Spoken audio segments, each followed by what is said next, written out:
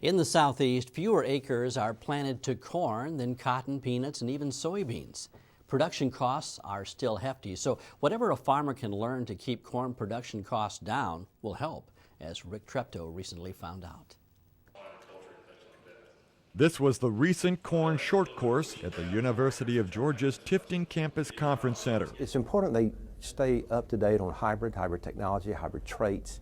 It's important they stay up to date on new chemistries and how to utilize that for most efficient production. That's because University of Georgia Extension agronomist Dewey Lee says the farm price for corn is only fair.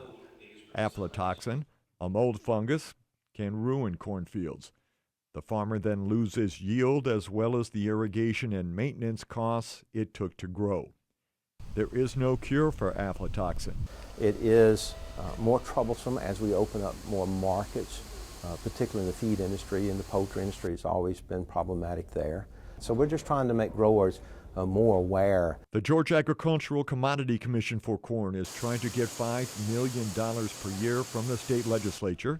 The ACC's chairman, Danny Willingham, says the money would fund participation in a Center for Excellence with 5 other universities on all poisonous mycotoxins, like aflatoxin. It's been around for a while, but with the advent of the ethanol industry, it's become more important because through the distillation process, the aflatoxin levels in the distiller's grain is triple to that of what's in the corn kernels coming out of the field. Corn is still used by farmers as they rotate their fields each year from cotton to peanuts to soybeans and corn. You're going to have an acreage fight, I think, in the next month. Everybody's going to be bidding for acres, and they do it with the price of the commodities. Farmers are having to do more advanced planning when it comes to what to plant. It takes a whole lot more inputs than we've ever put into it right now. It takes a pile of money to farm, and we've got to make a profit. We can't farm like we used to.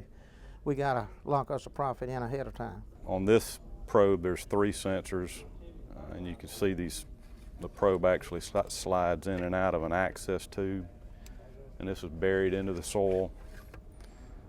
And you read your data with a cable connection. It reads the electrical field of the soil surrounding the probe. The sensoring equipment can be expensive and require a year's learning curve to get the hang of it.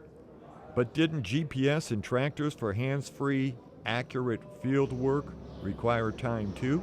They can pinpoint those times when they can conserve moisture a little easier, especially early in the corn growing season when corn does not need as much water. Might help them reduce risk of fertilizer leaching so that they can grow a little bigger root system.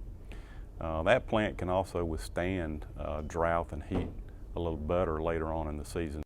Corn is the 10th most produced crop in the state, according to 2008 figures from the National Ag Statistics Service in Athens. A quick one-day course can really disseminate a lot of information and usually help farmers save money. I'm Rick Treptow for the Georgia Farm Monitor. Thanks for that report, Rick.